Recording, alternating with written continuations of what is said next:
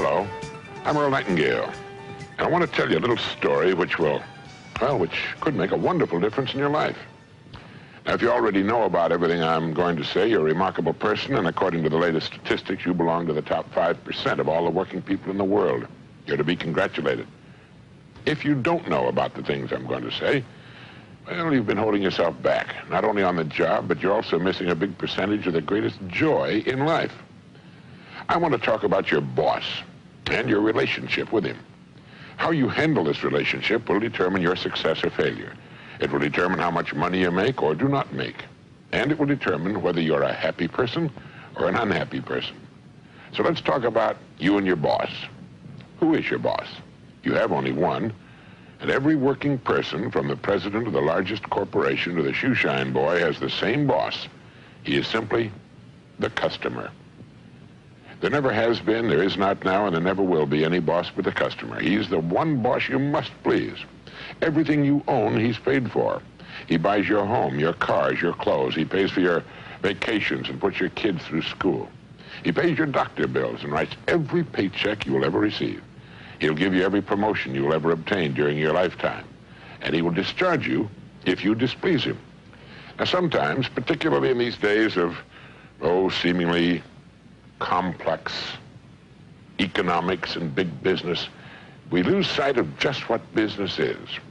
It all started back during the most primitive times. A man, in order to fend for himself and his family, had to provide his own food and his own shelter.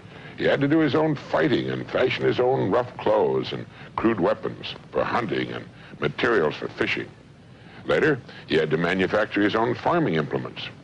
In short, each man had to personally take care of every department of life. Now, naturally, it came about that men and women with certain talents appeared. One was particularly adept at fashioning spears, another at fishing, another at hunting, another at making garments, and so on. And it was only natural that soon these individuals found that they could best spend most of their time in the pursuit of that which they were most talented at and trade their production for the production of others. As a result, the man who made spears found that others would give him a share of their food, clothing, and so on if he'd provide them with spears. Thus, trade and commerce began.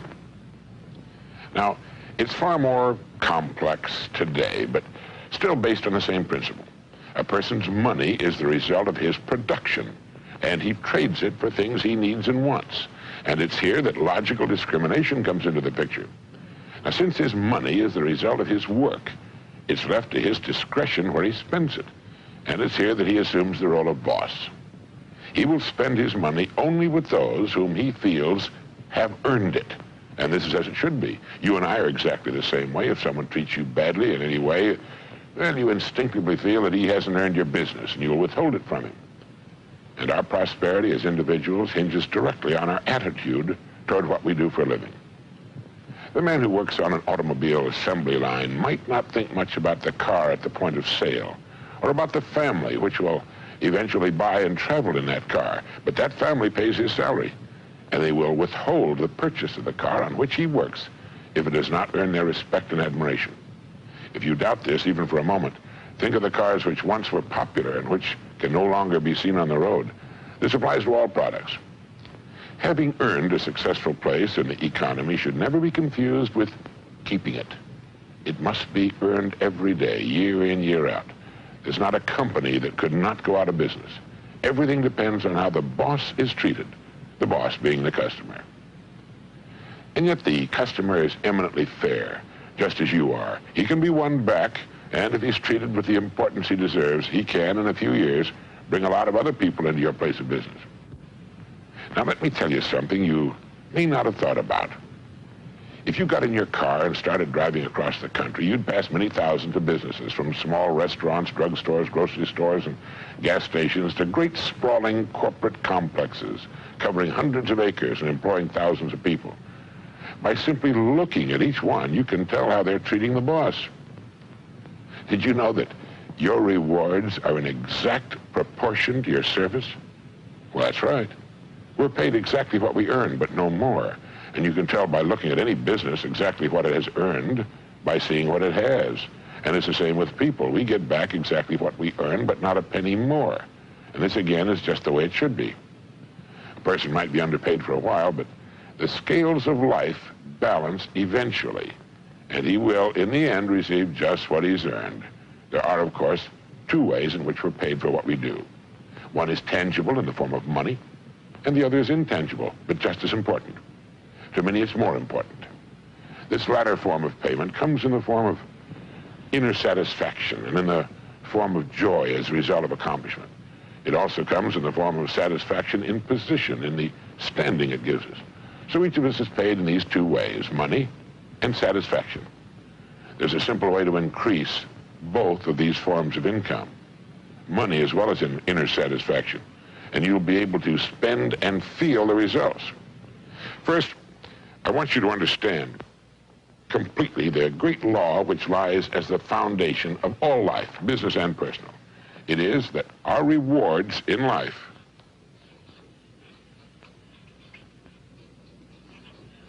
will always be in exact proportion to our service.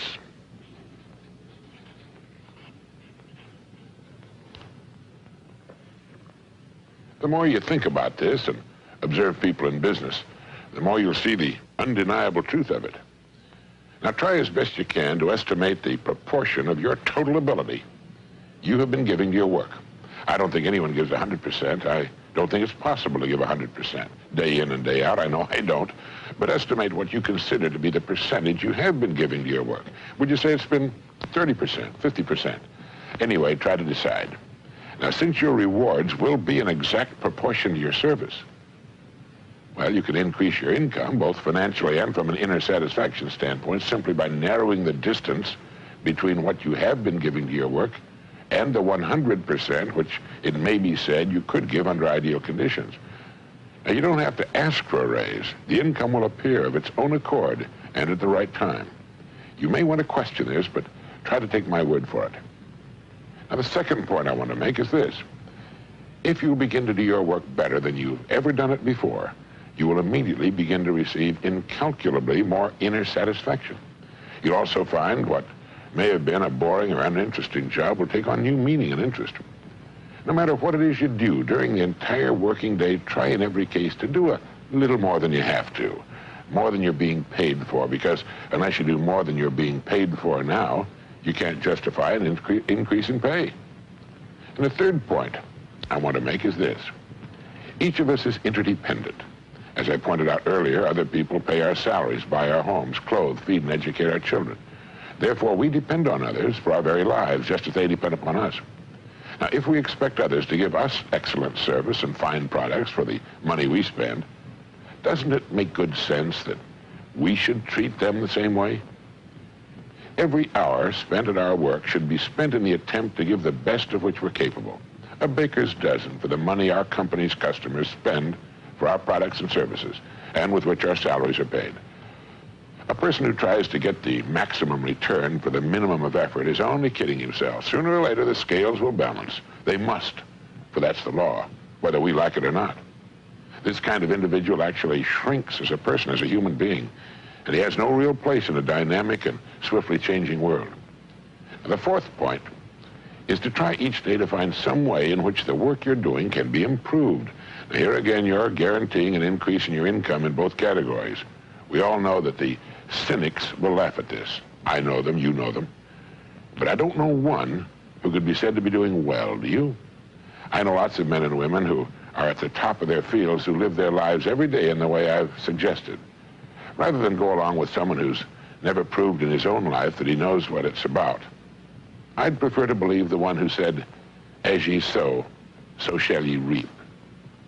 I feel, as I'm sure you do, that he was more qualified to speak than the know-it-all who's behind in his installment payments. Anyway, it's worth a test. If you follow my suggestion for the next year, you'll be a different person, living a rich, rewarding, and meaningful life. 4 things, all of them simple. 1, remember that our rewards in life will be an exact proportion to our service. 2, by giving your work a larger percentage of your capabilities and talents, you must increase your income substantially. 3, since our lives depend on others, treat others in every facet of your life exactly as you want others to treat you. If you expect others to give you excellent products and services for the money you and your family spend, then you should make certain that your job is handled excellently, since it's the money of others which pays your salary. 4, try to find some way every day in which your work can be improved. And above all, know your boss. He's the customer. Treat him with the respect, care, and courtesy and humor he deserves. Remember that he pays all of your bills every month. He will buy everything you will ever own. He may be, of course, crude, coarse, ignorant, selfish, conniving, and a thoroughgoing savage. He often will be. And here it's more important that you treat him with all the care and attention you can muster. If you don't, and if you permit his attitude to affect yours, you're admitting that he's the stronger person. If you respond the same way he conducts himself, you're admitting you're no better than he is. But most people are nice people. They're people like you and me who want to be liked, who want to get along, and who want to be friends. They have problems and sorrows of their own, of which we're not aware. And they have bad days and disappointments. Make sure that the time they're with you is a high spot in their day, and they'll want to come back, not just because of your company, but because of you. If you will do these things for a year, you'll be surprised and delighted, and you'll find that you wouldn't live any other way for the world. If you're already living this way, you know what I mean. Thank you.